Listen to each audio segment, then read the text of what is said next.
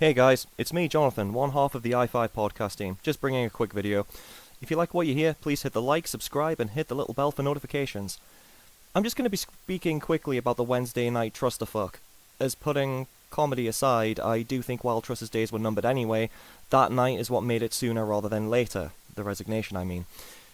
I touched on this in the last video, but I thought I would go into a bit more detail about the night. If I remember, I'll edit in some EC dub chants as they'll become appropriate once I get to those details. To begin with, the government were voting on an opposition proposal in relation to fracking. Most likely the government were going to win anyway, but the Truss government, in their masterful politicking, turned this into a confidence vote, potentially feeling that losing an opposition proposal might damage Truss's position in addition to losing business control of the policy itself. Turning it into a confidence vote would mean every MP has to vote with the government, despite some Conservative MPs being against the bill because fracking is unpopular in their constituencies. Turning this vote into a confidence vote would mean turning to the three-whip system to ensure that every Conservative MP votes with the government. Consequently, this would create a high-pressure environment forcing MPs to choose between an unpopular policy in their constituency and backing the government under the threat of disciplinary action. Other MPs may have voted with the government. Other MPs that may have voted with the government may now actually vote for the opposition because they now have a chance to rebel. Really, this wasn't a vote the government had much chance of losing and should have been left alone. Here's where the inbreeding of the Trusterfuck hits the extreme. The message that seems to have started all this came from Chief Whip Chris Whitaker, sent out hours before the vote saying the fracking vote was a confidence motion, so far straightforward. However, at the end of the debate, the Climate Change Minister announced that it was no longer to be treated as a confidence vote. Even better, after this change, the press were told that it was always a confidence vote, many tweeting about it. This little hiccup caused the chaos. MPs lined up to vote in the division lobby where apparently all the fun would start. The chaos that would ensue is nothing short of an overreaction of a government desperate and not thinking clearly and showing just how precarious Liz Truss's position was. I believe that Truss might have lasted a little bit longer if she hadn't have done this, in essence not rocking the boat. However, Truss has shown that not only is she weak in PMQs and atrocious in interviews, she's also not clever when it comes to politicking.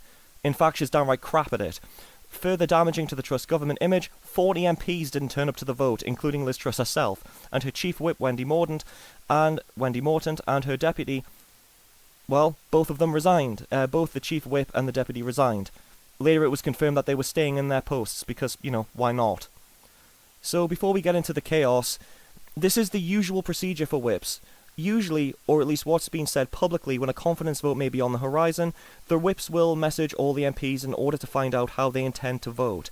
Any MPs stating they aren't sure, or they intend to vote against the government, are passed on to the chief whip or deputy chief whip, sometimes even a cabinet minister, where they will then have a conversation with them.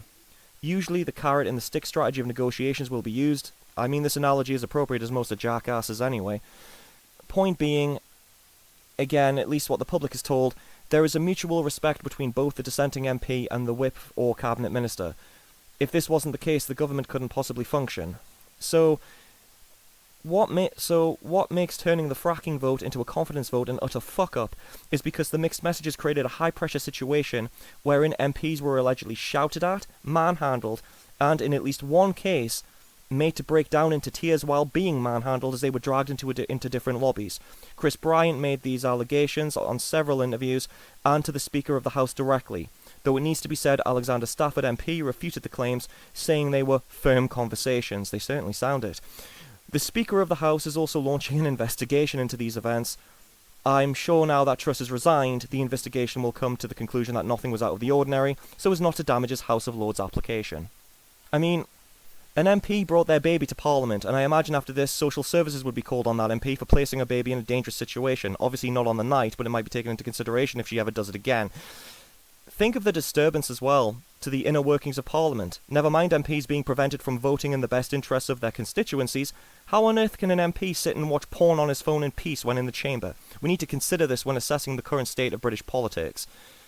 On a more serious note, the use of physical violence and shouting in the three-whip process, if true, not only shows the Truss government to be incredibly weak, but also stupid to go with it, as breaking rules in relation to bullying and coercion as blatantly as claimed would make any HR department shit themselves, even harder than the Sky News UK's HR department. On top of this, because you could almost forget, the Home Secretary resigned over a security breach, specifically using a personal email. Usually this is a reprimand, not really a resignation. I mean, Kwarteng got away with insider trading, for fuck's sake.